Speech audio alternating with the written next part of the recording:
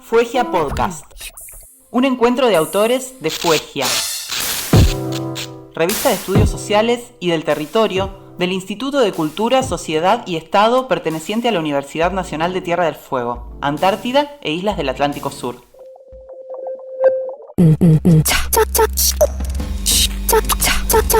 Fuegia es una revista académica que, desde la realidad de la investigación de los estudios sociales en Tierra del Fuego y Patagonia, se abre a la recepción de propuestas de otras procedencias, con el objetivo de producir un espacio de intercambios que aporten nuevas vías de crítica y debate.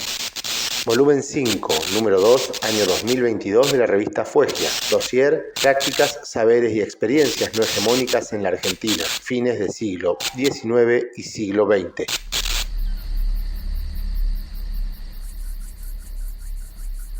Siempre ustedes con los ojos cerrados.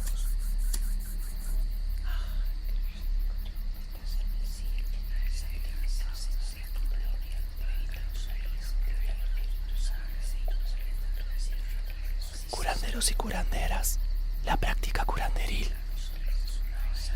Un entramado que hilvana la transmisión de saberes y prácticas de tradición popular, un mundo de oficios, creencias y actividades ancestrales, de rituales y tratamientos singulares, muchas veces inexplicables, irrepresentables y confundidos con la magia, la hechicería o lo paranormal.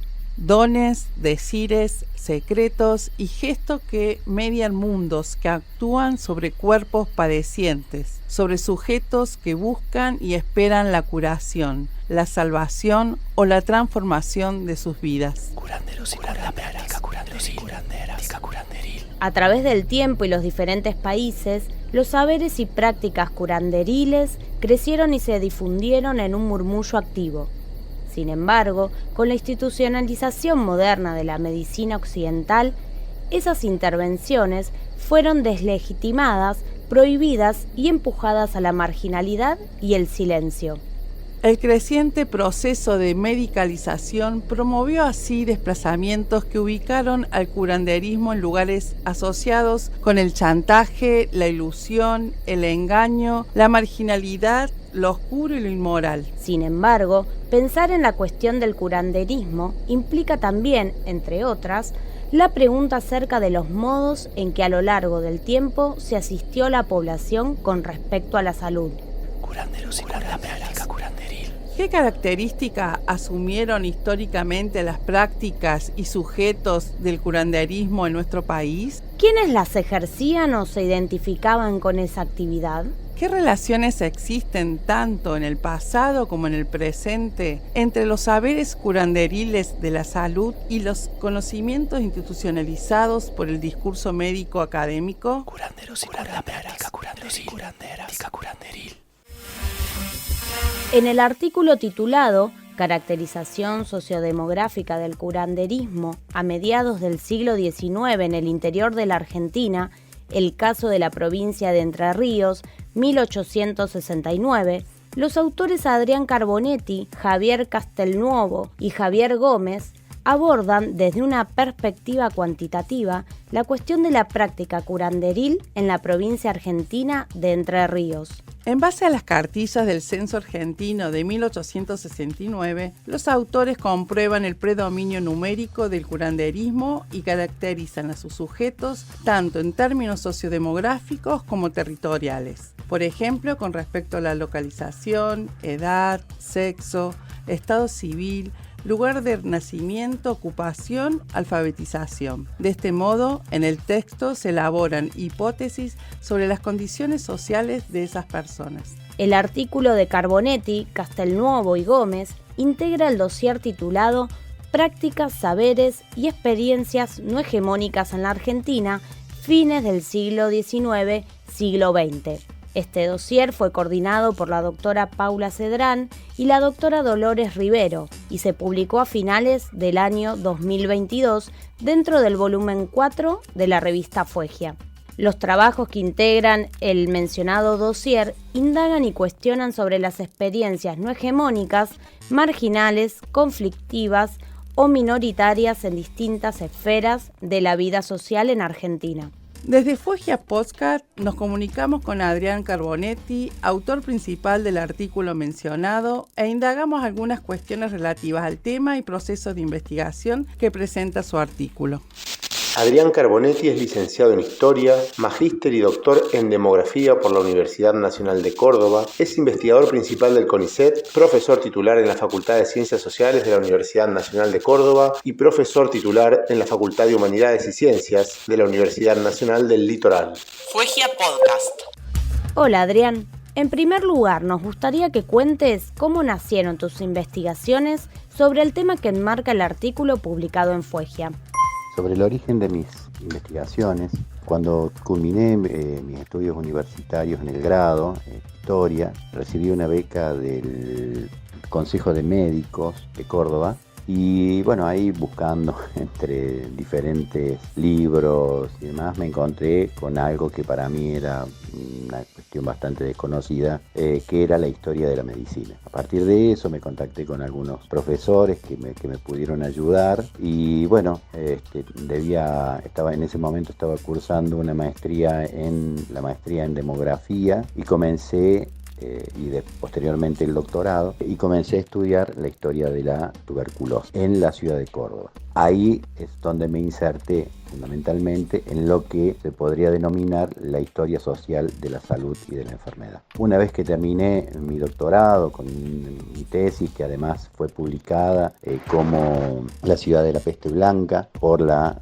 ciudad de Córdoba, ya que era un lugar donde concurrían muchos tuberculosos a tratar de curarse en aquel momento a partir de el clima. Continué trabajando con algunas otras cuestiones y hubo algo que me interesó que estaba relacionado con el tema de la tuberculosis, que es el momento en el que más crece la mortalidad por tuberculosis, que es 1918. Un profesor que me había dirigido justamente en la maestría me decía que la tuberculosis se relacionaba con una enfermedad que apareció epidémicamente o pandémicamente en el mundo en 1918, 1919, 1920, a la cual se le denominó como la gripe española. En realidad se le denominó influenza también, pero el nombre más común que tiene es gripe española. Prácticamente estuve trabajando 10 años con la gripe española de diferentes aristas, de la arista política, de la arista cultural, de la arista social, perspectiva económica, los impactos que tenía justamente esa enfermedad o que tuvo esa enfermedad desde el punto de vista demográfico. Todos esos aspectos fueron relevados y justamente, fue durante la pandemia de 2020-2021, en el cual se me consultó mucho justamente porque era la referencia más cercana a las pandemias, a una pandemia universal con respecto al COVID-19. En el medio, en relación a eso, también comencé a estudiar algunos aspectos relacionados a historia de las ocupaciones en salud, ¿no? Es decir, historia de la medicina, fundamentalmente historia del curanderismo. Ahí con algunos colegas realizamos algunos trabajos de carácter cual y cuantitativos que estaban más bien relacionados a un análisis sobre las publicaciones, no sobre las fichas, ¿sí? Que es una cuestión bastante que nos permite en todo caso un cambio de escala. A partir de eso entonces es que comencé a profundizar y a tratar de entender las características que tenía, por ejemplo, el curanderismo, pero se puede seguir con otras, es decir, los médicos, se puede seguir con el parterismo, con las parteras, con los boticarios. Y esto lo digo justamente a partir de esto de darle el masculino y el femenino, o tratar de generar un término neutro en parterismo y curanderismo, porque justamente se trataba en su mayor parte de mujeres y no de varones, como si lo eran los boticarios y los médicos. Adrián, el análisis que vos y tus colegas realizaron en el artículo de Fuegia se basa en las cartillas del Censo Argentino de 1869, una fuente que, como ustedes indican, no había sido utilizada hasta el momento para este tipo de estudios. En este sentido, ¿qué características y desafíos implica estudiar en términos sociodemográficos y desde una metodología cuantitativa una actividad como la curanderil? Por otra parte, ¿Qué cuestiones pueden conocerse desde este enfoque acerca del curanderismo y la condición social de curanderos y curanderas de nuestro país?